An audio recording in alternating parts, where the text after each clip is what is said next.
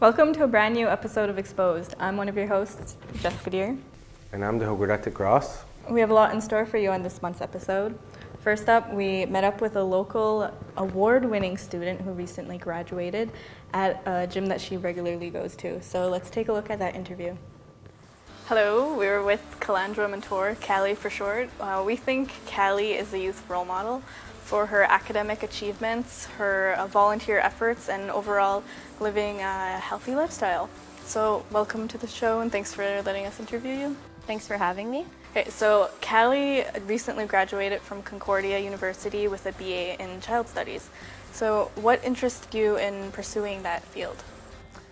I actually had no interest at first. What happened was I signed up with the Ganawage Summer Employment Program for students, and I didn't really know where to apply. I didn't know what kind of job I wanted, and a lot of my friends said a lot of good things about Step by Step, and I was actually nervous working with kids, but I applied for it and I ended up really liking it. I really liked it, and what made me really passionate about it was there were some children in the class who had autism, and I have two brothers who are autistic, so to me I really bonded with those children and I was able to help them, and that really made me enjoy it, that I had a talent for it. So in addition to all this school that you've done, and you had gone to Ecuador, was it? To do your volunteer work and that? How was that and how did that come about? That was really fun, and I actually really did that on a whim. It was in 2010 and I was sitting in class and these people came out and they gave us pamphlets for this volunteer program. So I went on a website, I read about it and it sounded really cool and I signed up on a whim, I didn't think about it. And then a couple weeks later they called me and told me I got it. So it took a lot of preparation for that. I read about it and they sent me, and I guess basically it was a really great experience. Like, they made us work really hard. We really got immersed in the culture, and even the terrain was completely different. It was completely different from Canada. And I guess what made it really fun was it was kind of like camping. Like, we didn't have hot water, we didn't have electricity. It was like, the bare bones. And as we worked there, we were helping a poor community, an indigenous community. So to me, that really felt special. What was a typical day like? You went there to build homes, right? We went there to build like bathroom facilities. There was one specific family. It was an orphan family. It was a 10-year-old girl taking care of her 5 siblings. And in Ecuador, they have like a hygienic problem. They don't usually have bathrooms. There's lots of illness there. So what we wanted to do for this girl was to build a proper bathroom with a flushing toilet. And where she lives on top of a mountain that's really far away from where dump trucks can go and everything. So part of our job was to transport cinder blocks and bags of cement from like the town onto a truck, to a boat, down the river, and then up this mountain that took about 2 minutes to climb up. So it took a lot of manpower just to get all the materials up there, and we had to mix the cement ourselves, and it was a lot of work just to build one bathroom, but they appreciated it so much. And it may sound like a bit redundant, but like what do you get, like, what do you find important about it? About volunteering? Yes. I think it's, not only does it benefit the people you're helping, it helps yourself too, because you get to know a lot of people, you get to find out what places need help, you learn a lot with the organizations, and it's kind of like practice for work too. You get into one place and you see what it's like there and you realize you like it.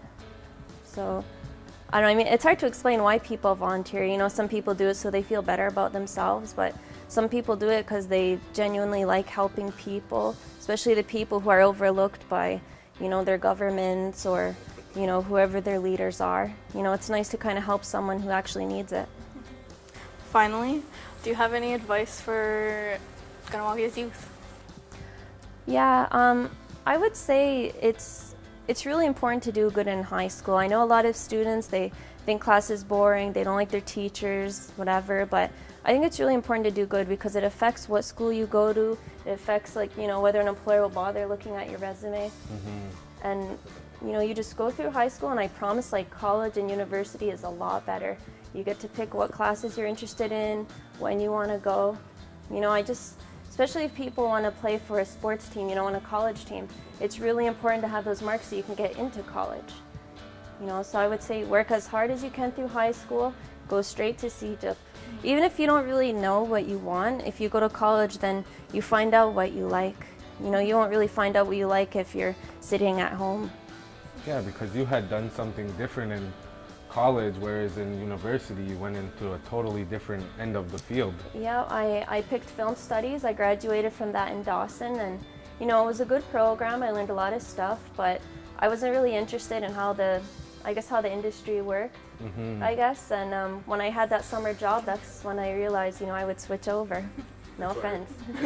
This was like, oh. That's what had sparked the Bachelor's of Arts in Child Studies.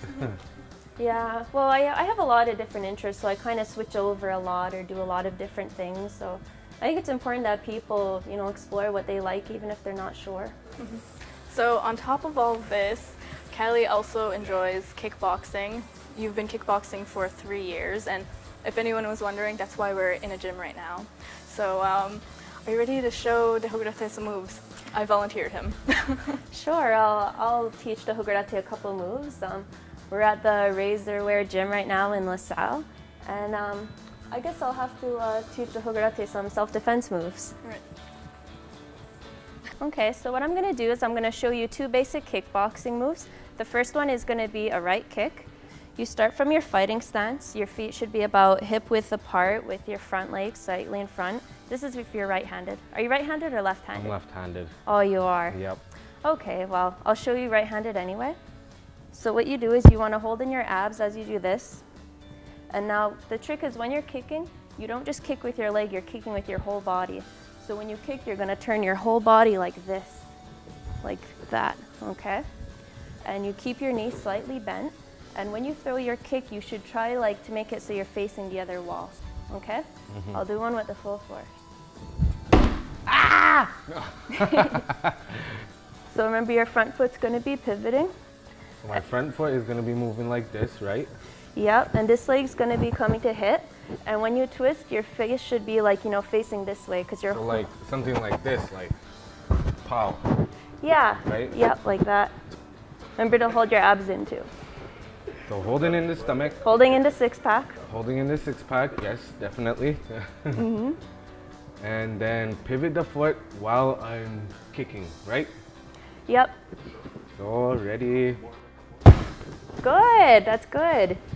You got it.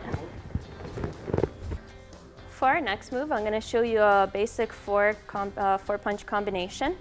So what I'm going to do is I'm going to start with my left hand. And remember, just like the kick, I'm going to be pivoting my feet with every punch. You know, like this, because my whole body weight's going into it. I could give you a little like yeah. resistance No, rather you're than just supposed going like flopping. No, with you're not supposed to have noodle arms. No, okay, because I have Okay. noodle arms right now.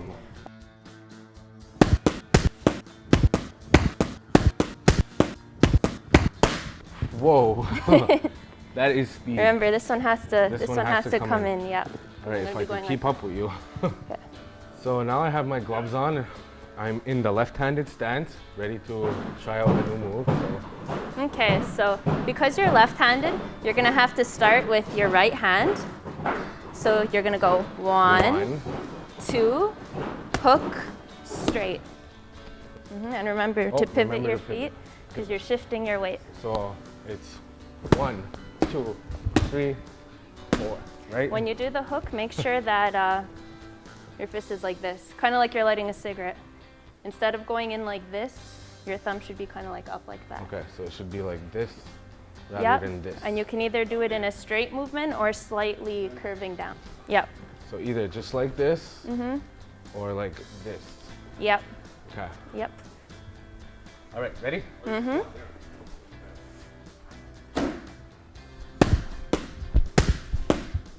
Good.